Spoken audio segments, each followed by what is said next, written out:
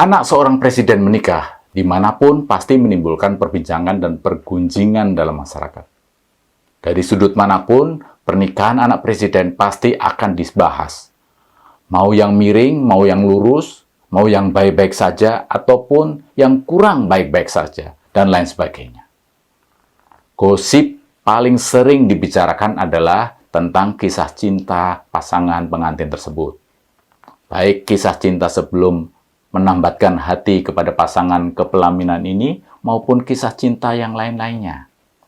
Misalnya, hanya dalam waktu 2 bulan, berpacaran lalu dengan mantap jiwa dan mantap hati mengajak Erina menikah.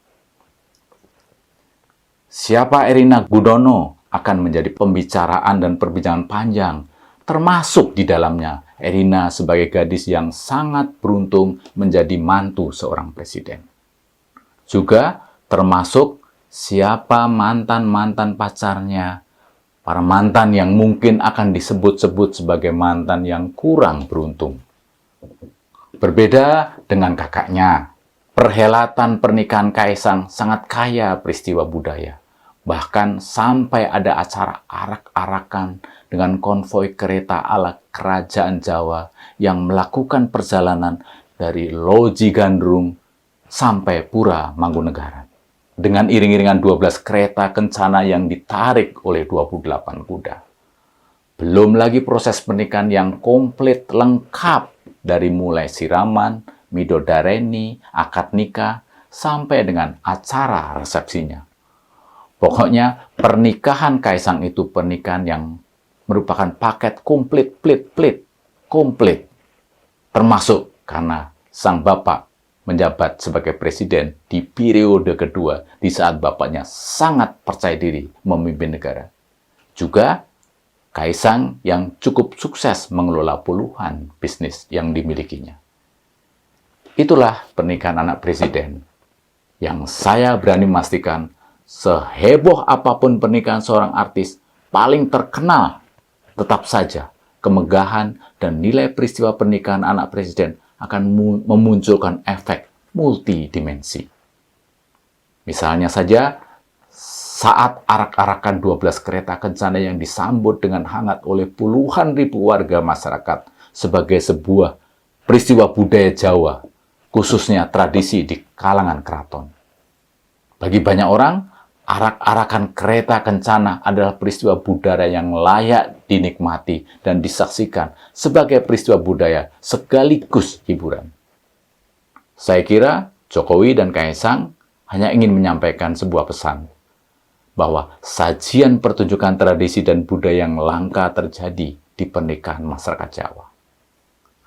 Namun, niat baik apapun bagi yang anti dan tidak suka sama Jokowi, bisa saja peristiwa budaya yang diangkat dalam pernikahan Kaisang ini menjadi sesuatu yang tidak baik atau negatif. Misalnya komentar Rizal Ramli yang mengatakan pesta mantuan lebih megah dan monarks dari mantuan Kerajaan Jogja dan Solo. Barisan kereta kuda bagai Kerajaan Inggris dan Belanda. Tetapi kalau dipikir-pikir, budaya arak-arakan menggunakan kereta kencana adalah sarana pelibatan masyarakat umum yang ingin menyampaikan selamat ataupun yang ingin mengeluh-elukan pengantin sembari mendoakan agar perkawinannya langgeng, bahagia, dan segera dikaruniai momongan. Tetapi di kalangan pengkritik, tetap saja acara perkawinan yang syarat dengan budaya dan tradisi di-framing sebagai sesuatu yang negatif. Padahal yang tampak dan dilihat dalam perayaan pernikahan itu, banyak orang menjadi tahu, oh begitu toh prosesi pernikahan adat Jawa. Orang jadi paham dan mengerti khasanah pernikahan adat Jawa yang ada dan pernah dilakukan oleh masyarakat di masa lalu. Yang kini sudah banyak ditinggalkan oleh masyarakat. Pernikahan anak presiden selalu ditafsirkan dari dua sudut yang berbeda. Sudut negatif, sudut positif, sudut non-politis, dan sudut politis. Seseorang yang mengaku sebagai wartawan enggan meliput acara pernikahan Kaisang karena pernikahan Kaisang dianggap tidak berempati dengan rakyat yang sedang susah. Padahal kita tahu keluarga Jokowi pada saat tasyakuran membagikan ribuan makanan gratis kepada masyarakat Solo. Ada lagi yang berpendapat seperti ini. Katanya Presiden Jokowi orangnya sederhana dan merakyat. Tetapi kenapa saat resepsi Kaisang mengerahkan aparat seperti mau perang? Padahal ketika melakukan kunjungan, Jokowi membuka kaca mobil, malah menerabas pas pampres. Apa nggak sadar si pengkritik ini? Beberapa hari sebelum acara pernikahan, di Bandung terjadi bom bunuh diri yang menewaskan polisi. Apa tidak terpikirkan oleh pengkritik ini bahwa ribuan orang yang hadir di acara pernikahan Kaisang bila tanpa penjagaan yang super ketat bisa saja muncul serangan teroris. Acara yang tadinya gembira ria dan sukacita dalam rangka mengayu Bagio bisa berubah menjadi tangisan dan tragedi. Ada lagi yang mengomentari soal Jan Etes yang bergandengan dengan adik sepupunya, sampai-sampai mempertanyakan peran orang tua, yang artinya bergandengan tangan antara Jan Etes dan Sedah Mirah sebagai sesuatu yang salah yang dibiarkan oleh orang tuanya tanpa pengawasan.